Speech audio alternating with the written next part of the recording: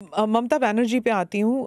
Chief minister ने कहा है कि बीजेपी जो है ये हिंदू मुसलमान का खेल कर रहे हैं और उन्होंने ऑडियंस को कहा कि आपकी प्रॉपर्टियां छिन जाएंगी, आपके बच्चों का एजुकेशन ख़त्म हो जाएगा, आपको डिटेंशन कैंप में भेज दिया जाएगा। और डिटेंशन कैंप ऑलरेडी हैं। तो ये सीएए के ज़रिए 15 से लेके 20 लाख लोगों की सिटीजनशिप छीन ली जाएगी। देखिए, मैं ममता जी को करबद्ध निवेदन आपके इस कार्यक्रम के माध्यम से करना चाहता हूं। पॉलिटिक्स करने के हजारों मंच है। प्लीज बांग्लादेश से आए हुए बंगाली हिंदुओं का अहित मत करिए। आप खुद बंगाली हैं। बांग्लादेश से जो बंगाली हिंदू आए हैं, इनको नागरिकता देने के लिए एक कानून है। ममता जी को मैं खुली चुनौती देता हूं, इस कानून की धारा में से किसी की नागरिकता छीनने की एक धारा वो बता दे सार्वजनिक रूप से। वो खौफ पैदा कर रही है, हिंदू और मुसलमानों के बीच में विखवाद कराना चाहती है, अपनी वोट बैंक का कंसोलिडेशन करना चाहती है। ममता जी, इसको मत रोकिए। करने जैसा काम है, घुसपैठ रोकिए। नहीं रोक रही है वो नहीं कर रही। आप हमें कोऑपरेट नहीं कर रही। आसाम में कंप्लीट घुसपैठ रोक गया क्योंकि वहां भारतीय जनता पार्टी का शासन है। किस तादाद तक घुसपैठ हुआ है और कब से हो रहा है? देखिए, इसके अधिकृत आंकड़े जब तक कोऑपरेट न करे, ढूंढना बहुत दिक्कत होती है क्योंकि कलेक्टर के हाथ में पूरा मशीनरी। और डिटेंशन कैंप की बात, अगर वो दिन दूर नहीं है जी, वो दिन दूर नहीं है कि वहां पर भी भारतीय जनता पार्टी की सरकार आएगी और हम इसको कड़ाई से रोकेंगे। इसीलिए तो आपको चाणक्य कहते हैं पॉलिटिक्स। नहीं, मैं मानता हूं कि अगर इसी प्रकार की पॉलिटिक्स आप करेंगे, इतने महत्वपूर्ण राष्ट्रीय सुरक्षा के मुद्दे के साथ अपीसमेंट की पॉलिटिक्स कर घुसपैठ होने देंगे, जो शरणार्थी आए हैं उनको नागरिकता देने का विरोध करेंगे, तो जनता आपके साथ नहीं रहेगी। ममता जी को शरणार्थी और घुसपैठिए दो शब्द के बीच का अंतर ही मालूम नहीं है या जान के नहीं कर रही? अब मैं तो जो बोलती है वो सच मानता हूं, इसलिए कह रहा हूं मालूम नहीं है। डिटेंशन कैंप के बारे में बताइए, इसके बारे में बहुत गलतफहमी आ रही है। ऐसा है, आप स्मिता जी इतनी जागरूक पत्रकार है, देश की जानी मानी पत्रकार है, आप भी स्वयं एक बार सीएए को पढ़ लेती, इसके रूल्स को पढ़ लेती, तो मालूम पड़ता इसमें डिटेंशन कोई कैंप की प्रोविजन ही नहीं। जो इलीगल माइग्रेंट्स हैं, अगर उनके पास कोई दस्तावेज नहीं है, उन्हें वापस अपने देश भेजने से पहले उन्हें डिटेंशन कैंप में रखा जाता है। ये आपने डिटेंशन एरिया में, जेल में नहीं डाल सकते, ये आपने 2019 में मुझे समझाया था एक इंटरव्यू में। सीएए में डिटेंशन कैंप नहीं है। इसी को लेकर मैं सवाल पूछ रही हूँ कि अगर सीएए के तहत वो लोग नहीं आते तो वो कहाँ जाएंगे, क्या होगा उनका? नहीं, उनकी व्यवस्था होगी ना। 100 लोगों का प्रॉब्लम है तो उसमें से 85 का तो अभी क्लियर हो रहा है, बाकी का आगे सोचेंगे। तो कितने लोग होंगे आपके हिसाब से? लाखों में, करोड़ों में, हजारों में, कितने लोग हैं? देखिए, ढेर सारे लोग हैं, इसकी कोई गिनती नहीं है।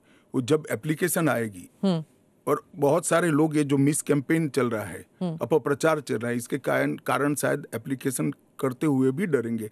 मैं सबको आश्वस्त करना चाहता हूं, आप यहां पर अप्लाई कर दीजिए। नरेंद्र मोदी गवर्नमेंट पर भरोसा रखिए। आपको रिट्रोस्पेक्टिव इफेक्ट से सिटीजनशिप दी जाएगी। आपका अवैध तरीके से भारत में आना, इस शरणार्थी के रूप में आपको स्वीकृति ये कानून दे रहा है। इसका कोई क्रिमिनल केस आप पर होगा नहीं और आपकी भारत में की हुई सारी एक्टिविटी को भी वैधता प्रदान की जाएगी। तो किसी को डरने की जरूरत नहीं है। उनके पास एक्स्ट्रा राइट्स होंगे या इक्वल राइट्स होंगे या कम राइट्स होंगे? इक्वल राइट होंगे। वो भारत के नागरिक माने जाएंगे। मेरा और आपके जितना ही अधिकार उनका होगा। एक और बात थी, वो एक तो गलतफहमी, अप्रचार कहिए या जो भी है, या कंफ्यूजन ही कहिए कि असम में सीएए लागू होगा या नहीं होगा, और एनआरसी और सीएए ये इनका क्रॉसिंग है कि नहीं, इंटर देखिए, असम में जो एनआरसी की ऑर्डर हुए वो सुप्रीम कोर्ट ऑफ इंडिया की, इसका सीएए से कोई लेन देन नहीं है। आसाम नहीं, देश के हर हिस्से में सीएए लागू होगा। सिर्फ नॉर्थ ईस्ट के राज्य जहां पर 2 प्रकार के विशेषाधिकार उनको दिए गए हैं, वो विशेषाधिकार के तहत जो राज्य आते हैं उनको ही सीएए नहीं होगा। एक इनर लाइन परमिट का प्रोविजन है और संविधान की 6ठी अनुसूची में शामिल जनजातीय क्षेत्र है। हाँ, वो जो 6th शेड्यूल में वो असम के कुछ जम्मू कश्मीर के कुछ इलाके, राजस्थान के कुछ इलाके, हिमाचल के कुछ इलाके आते हैं उसमें, वहाँ नहीं लागू होगा, बाकी सब जगह लागू हो जाएगा। पर लोग नहीं जानते ना, क्योंकि कुछ साल वो यहाँ हैं, कुछ साल, और जो ट्राइबल इलाके हैं उनका जो कॉम्पोजिशन है वो बदलेगा नहीं सीए की वजह से, जरा भी नहीं बदलेगा। ट्राइबल कॉम्पोजिशन और उनके अधिकार को हम जरा भी डाइल्यूट नहीं कर रहे हैं। हमने एक्ट में ही प्रोविजन कर दिया है कि जहां पर भी इनर लाइन परमिट है और जहां संविधान की 6ठी सूची में जो क्षेत्र शामिल किए गए हैं, इन पर वहां पर सीएए नहीं लागू होगा और वहां के एड्रेस वाला एप्लीकेशन भी ऐप में अपलोड ही नहीं होता है। तो लागू होने का सवाल ही नहीं आता है। और एक्ट में ही प्रोविजन है, मगर हमने एप्लीकेशन में भी वो एरिया को एक्सक्लूड कर दिया है। कोई अप्लाई करेगा भी वो वहां से तो नहीं, ऐप ही नहीं खुलेगा।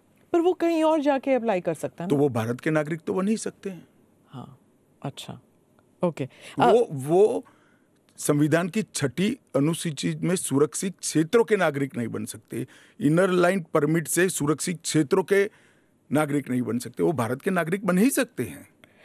आपने कहा हर जगह लागू होगा। केरल, तमिलनाडु, पश्चिम बंगाल, इन तीनों राज्यों ने कहा है कि हम यहाँ पर लागू नहीं होने देंगे। क्या उनके पास ये अधिकार है कि वो लागू नहीं करने देंगे? वो भी समझ रहे हैं कि उनको अधिकार नहीं है। हमारे संविधान के अनुच्छेद 11 में संसद ने नागरिकता के बारे में कानून बनाने का अधिकार केवल भारत की संसद को दिया गया है। एक केंद्र का विषय है, केंद्र और राज्यों का साझा विषय नहीं है।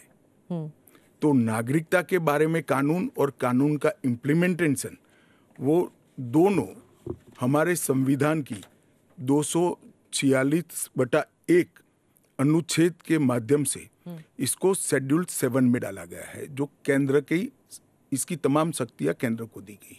पर जैसे वेरिफिकेशन वगैरह है, पूरा जो ग्राउंड पे तो चेकिंग होगी ना, वो सब तो स्टेट गवर्नमेंट ही करेंगे। क्या वेरीफाई करना है? सिर्फ पोर्टल के थ्रू? वो तो इंटरव्यू में लेकर आएंगे कि मैं बांग्लादेश से आया हूँ, देखिए मेरा पुराना डॉक्यूमेंट है। और वो राज्य में नहीं होगा इंटरव्यू राज्य में भी हो सकता है, भारत सरकार करेगी। तो कोऑपरेशन की जरूरत नहीं है, क्योंकि ये करना ही होगा। मैं मानता हूं चुनाव के बाद सब कोऑपरेट करेंगे। ये पॉलिटिक्स के लिए गलत प्रचार कर रहे हैं, अपीसमेंट की पॉलिटिक्स। और क्या यहाँ मतलब बांग्लादेश, अफगानिस्तान, पाकिस्तान के जो शरणार्थी हैं, क्या वो तमिलनाडु में गए हैं? वहां पर मतलब स्टालिन इसको इतना बड़ा, भाई मैं कोई पॉसिबिलिटी छोड़ना नहीं चाहता। एक भी है तो उसको नागरिकता देंगे। जी। जयराम रमेश, कांग्रेस के नेता, ने कहा है कि ये अनकॉन्स्टिट्यूशनल है। शशि थरूर कहते हैं कि अगर कांग्रेस जीत जाती है इलेक्शन या इंडिया अलायंस जीत जाती है तो ये सीएए को रिपील कर दिया जाएगा। क्या कहेंगे आप? देखिए, उनको भी मालूम है कि इंडिया अलायंस सत्ता में नहीं आना है। मैं आज आपके चैनल पर कहना चाहता हूं, सीएए के कानून को भारतीय जनता पार्टी की सरकार लाई है, नरेंद्र मोदी सरकार लाई है। इसको रिपील करना असंभव है। हम पूरे देश को जागरूक करेंगे और रिपील करने वालों को कहीं पर स्थान ही न मिले, इस स्थिति होगी।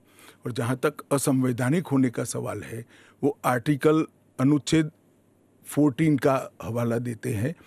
वो भूल जाते हैं कि अनुच्छेद 14 में 2 अपवाद रखे हुए हैं। एक रीजनेबल क्लासिफिकेशन का अपवाद है और दूसरा कानून के उद्देश्यों के साथ लॉजिकल संबंध होना चाहिए।